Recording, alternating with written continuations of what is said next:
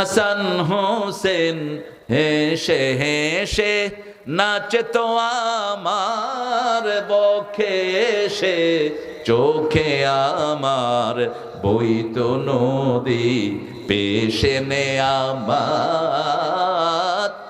আমি যদি আরব হতাম মদিনারি পথ, সে পথে মোর চলে যেতেন প্রিয় নবী হযরত।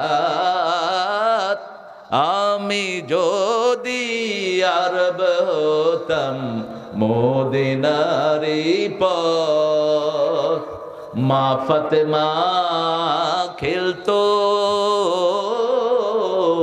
ও এসে আমার ধুলি লয়ে, আমি পড়তাম তার পায়ে লুটিয়ে ফুলের রেণু হয়ে। আল্লাহু আকবার। কোন কবি? কোন কবি? আমি মদিনার মসজিদে নববীতে গাচ্ছি গজলটা। একজন আরব আমাকে বলছেন, ভাই আপনি কি গাচ্ছেন? আমি আরবি করে দিলাম। ও কাঁদতেছে, কয় এরকম কবিতা কোন আরব কবিরাও লিখতে পারে নাই। একজন বাংলাদেশি কবি লিখছেন, আমি যদি রাস্তা হতাম আমার বুকে হাঁটতেন রাহমাতাল লিল আলামিন। জীবনে কখনো মদিনায় যেতে পারে নাই, সারা জীবন কেঁদেছেন এই নজরুল। বলেছেন পুবাল হাওয়া উত্তরে যাও বইয়া, যাও রে বইয়া এই গরিবের সালাম খানি লইয়া। কত ভাবে রাসূলকে তিনি কুর্নিশ করেছেন, রাসূলকে সম্মান দেখিয়েছেন।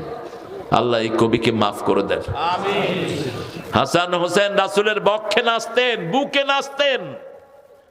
তাবারিতে একটা ঘটনা এসেছে, রাসূল এসে বলতেন, হাসান তাআলে, হুসাইন তাআলে, আসো নাতিরা আমার বুকে আসো।